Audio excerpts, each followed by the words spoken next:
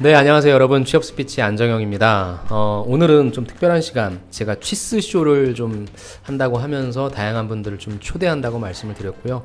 그 첫 번째 시간으로서 여러분들이 굉장히 많이 열심히 작성하고 계실 기업이죠. 포스코 기업.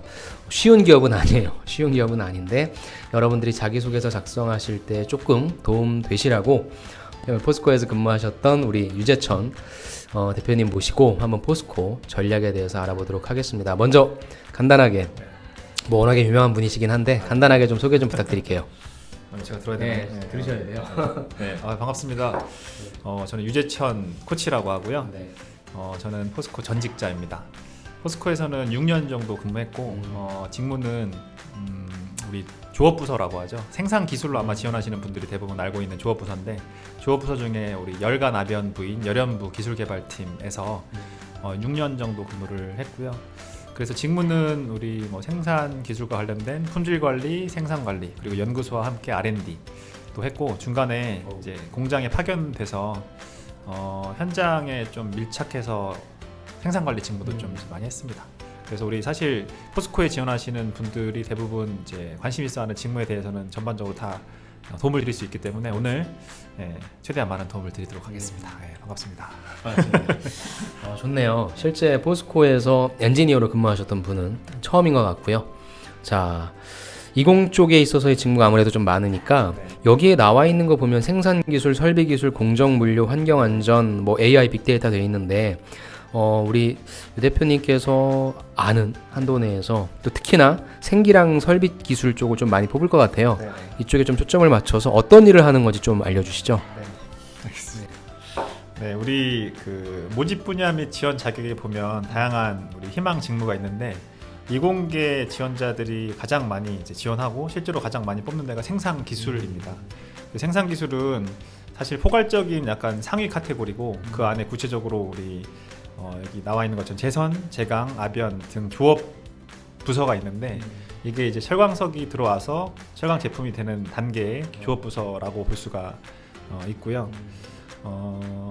다음에 이제 설비 기술은 우리 조업 부서에 들어간 여러 가지 설비가 있겠죠. 근데 그런 설비들을 좀 큰 그림에 있어서 지원하고 수리하는 부서라고 이제 보시면 돼요.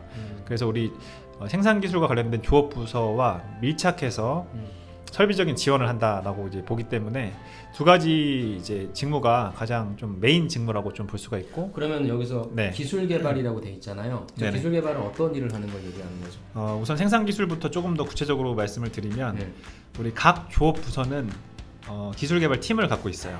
근데 팀이 굉장히 다 커요. 최소 20명에서 30명 정도 됩니다. 팀 규모가 굉장히 크죠. 네.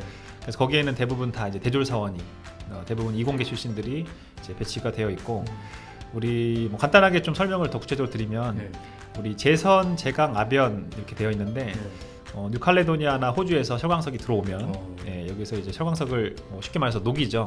녹이면 우리 쇳물, 용선이 됩니다. 그래서 이 과정을 하는 데가 바로 제선부예요.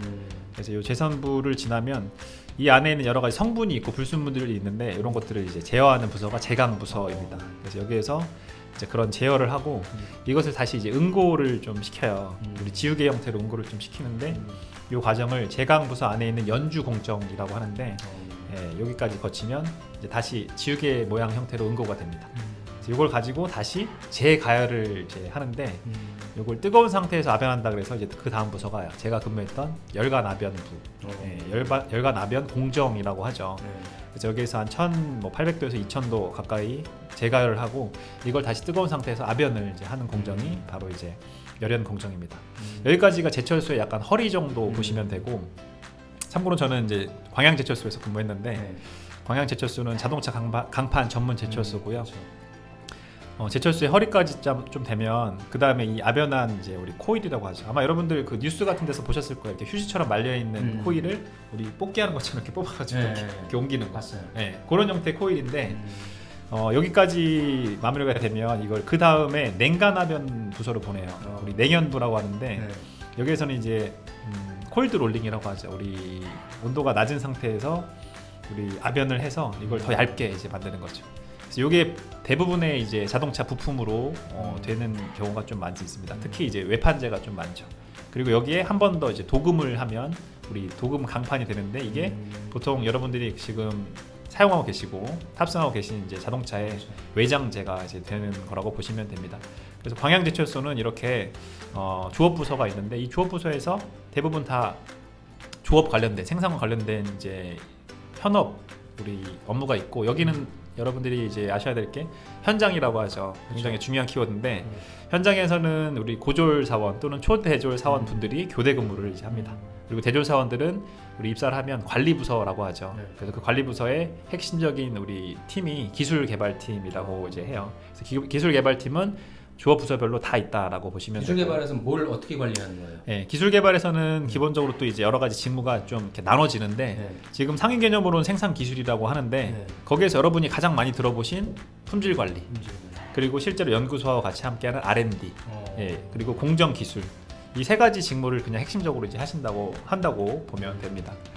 그리고 이제 각 공장별로 또 공장에 있는 또 이제 사무실이 있어요. 거기에는 공장장과 다음에 뭐 기타 엔지니어들이 이제 파견 가서 일을 하는데 거기는 기술 개발팀하고는 좀 다르지만 현업에 밀착해서 생산 관리 그리고 뭐 안전 관리 이런 일들을 이제 한다고 보시면 됩니다. 그러면 현재 나와 있는 직무 중에서 생산 관리는 포함이 되는 거예요? 아니면 별도로 봐야 되는 거예요? 포함이 됩니다. 그래서 생산 기술에 다 들어가 있는 네네네. 거예요? 네, 왜냐하면 기술 개발팀에 있는 대졸 사원이 공장으로 파견을 가요. 그리고 아예 처음부터 공장으로 소속이 배치가 되는 경우도 있는데 지금 우리 지원 분야 및 지원 자격에 보면 희망진구 생산 기술에서 포함된 게 다 지금 말씀드린 게 포함됐다라고 보시면 굉장히 뭉뚱그려서 그런 공고를 낸 거네요. 사실. 예, 포스코가 계속 그러고 있어요. 그래서 사실 제대로 알고 지원하기가 좀 쉽지 않은 부분이 좀 그러면은 지원할 때 내가 어디에 뭐 말씀해 주신 대로 생기도 있고 네네. 생관도 있는 거고 품질 관리도 있으며 네. 하나를 타겟팅해서 지원하는 게 좋아요? 아니면 그냥 어떤 네. 식으로 지원하는 게 네. 좋을까요? 당연히 타겟팅하는 게 더 좋습니다. 그래서 당연히 이제 기업 입장에서는 구체적으로 준비를 했느냐를 많이 보는데 이공계는 특히 더 이제 그렇죠. 그래서 우리 공정 중심으로 준비를 하는 게 또 중요하고 지금 생산기술 직무에 보면 지금 말씀드린 조업 부서도 있지만 네. 지금 보면은 제품 품질 관리라고 이제 네. 있죠. 근데 이 제품 품질 관리는 두 가지 측면이 있어요. 첫 번째는 지금 말씀드린 조업 부서에서도 하지만 우리 여러분 QA, QC 이제 많이 들어보셨을 거예요. 그래서 이제 QC는 조업 부서에서도 하고 품질 관리 부서에서도 합니다. 근데 품질 관리 부서는 QA, 품질 인증을 훨씬 더 많이 하죠. 그래서 거기는 조업 부서는 아니고 지원 부서예요. 근데 지금 이제 뭉뚱그려서 되어 있죠. 생산 기술에 포함되어 있는데 제품 품질 관리라고 하는 이제 부서는 품질 기술부라고 있습니다. 그래서 여기에 지원할 수도 있어요. 그래서 처음에 타겟팅 할 때 생산 기술로 지원하지만 구체적으로 저는 조업 부서를 가겠습니다. 아니면 이제 지원 부서 중에 품질 관리 팀, 품질 관리 부서로 가겠습니다. 근데 이제 거기서 또 여러분이 좀 중점적으로 생각해 봐야 될 게 바로 이제 제품입니다. 네, 제품이 굉장히 또 중요한 부분이죠. 자동차 외판, 뭐 자동차 이제 부품 또는 이제 그 외 공정은 뭐 제선부, 제강부 이런 것도 있고요. 다음에 말씀드린 것처럼 광양제철소는 자동차 강판 전문 제철소로 굉장히 이제 경쟁력을 갖고 있는 제철소인데 소품종 대량 생산이죠. 자동차 관련된 자동차만 이제, 하니까. 그렇죠. 반면에 우리 포항제철소는 다품종 소량 생산이에요. 그래서 뭐 H빔도 있고 우리 타이어에 들어간 타이어 코드도 있고 여러 가지 이제 재료들이 있는데 그런 것들을 좀 살펴보고 지원하는 것도 전략이 될 수가 있습니다. 근데 이런 생각을 좀 할 수 있을 것 같아요. 포스코는 포항이 메인 아니냐? 아 예. 그런 게 좀 있나요? 광양이 네. 좀 떨어지는 거고 포항이 좀 메인이다? 이거 오해가 좀 있습니다. 아, 그래요? 우리 포항제철소하고 광양제철소 우리 그 건설된 게 10년 정도 차이가 나는데 광양제철소가 자동차 강판 제철소로 세계 1위예요. 규모도 그렇고 경쟁력이나 기술력도 그렇고. 그래서 광양이 훨씬 더 좋고 뭐 아시겠지만 우리 자동차 산업은 계속해서 성장해 오고 있고 하죠. 그래서 우리 그쪽 부분이 조금 더 유망하다. 유망하다라고 저는 볼 수가 있는데 물론 이제 우리 약간 포괄적인 개념에 있어서는 지역은 중요하죠. 지역 차이가 있습니다.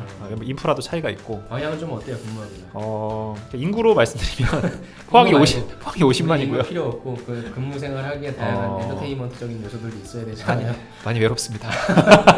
많이 외롭습니다. 기숙사 차이가 있어요. 기숙사 차이. 광양은 1인 1실이고요. 포항은 1인 2인 1실이에요. 다 좋은데 근데 사람은 별로 없다. 조금 외롭습니다.